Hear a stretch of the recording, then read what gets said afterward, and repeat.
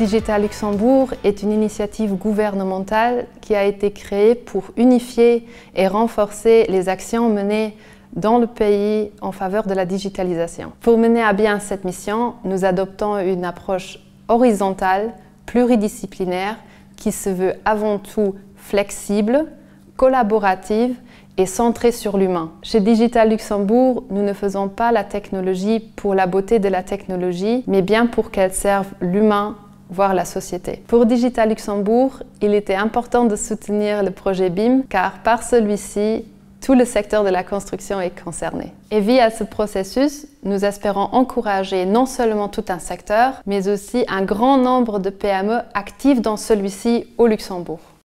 L'environnement international montre aujourd'hui que la voie est clairement ouverte pour le déploiement du BIM. Et donc la question qu'il ne faut pas se poser, c'est doit-on déployer aujourd'hui pour des projets de conception et de construction une méthodologie BIM? La question c'est quand doit-on le faire? C'est d'ailleurs pourquoi la mise en place d'une stratégie BIM fit partie d'une des priorités du gouvernement. Dès le départ, l'OAI s'est positionné comme un des leaders du secteur pour la mise en place de ce nouveau processus. D'ailleurs, l'objectif que l'OAI s'est fixé en 2015, certes, il est ambitieux, mais il est réaliste, à savoir rendre 90% de ses membres BIM Ready sous 10 ans. Et les premiers retours d'expérience nous montrent que c'est clairement possible. Pour atteindre cet objectif, un programme de formation adapté aux besoins des membres a été mis en place et voit le jour dès aujourd'hui. Le groupe de travail s'emploie justement à définir un cadre contractuel et financier clair, adapté aux membres et à l'ensemble du secteur. Et pour éprouver tout cela, des maquettes sont testées en grandeur nature dans des projets pilotes.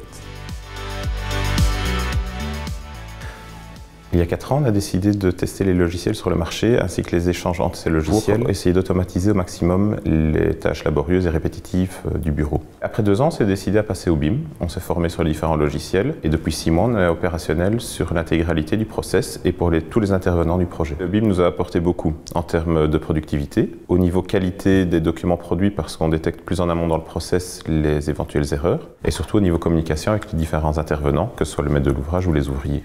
Au démarrage, le BIM, c'est du temps et de l'argent. Et pour nous, c'est très intéressant, même pour 2 personnes, parce qu'on a gagné en efficacité et on se concentre plus sur notre travail d'ingénieur et d'architecte. Et alors, l'avantage aussi, c'est que dans un petit bureau, la coordination en interne pour la mise en place du BIM est beaucoup plus efficace et rapide.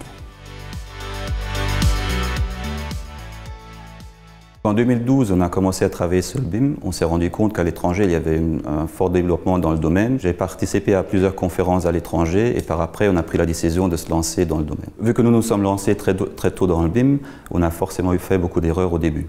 Ils nous ont coûté du temps et de l'argent, mais finalement, on a dépassé ce problème-là. Il y a aussi le problème du coût de l'investissement dans les logiciels. Je dirais que c'est plutôt un problème pour les petites structures et pas pour les grandes. De notre côté, le grand défi a été d'embarquer tout le monde dans le bateau. Mais une fois que ça a été fait, on a eu un tout nouveau dynamisme au sein de l'entreprise. On travaille dans le BIM depuis 2 ans chez STDM. Le BIM, ça nous apporte une méthodologie de travail commune avec les bureaux d'études. Ça nous permet une visualisation plus rapide des contraintes et des conflits dès les prémices de la conception d'un projet. Et ça nous permet également de synthétiser toutes les données sur les ouvrages au sein d'une seule maquette et d'en faire la synthèse. Chez STDM, on est parti sur base du volontariat, c'est-à-dire qu'on avait une demande de la part de certains collaborateurs motivés et également de la part du management. Donc très vite, on a défini un projet concret sur lequel on pouvait passer en BIM et surtout on s'est fait accompagner. Aujourd'hui on a des formations internes qui sont ouvertes à tous les collaborateurs et qui se basent aussi sur des exercices concrets. Et on observe qu'au niveau des processus BIM, il y a certains éléments qui sont pertinents pour les projets qu'on intègre dans les projets qui ne sont pas BIM également.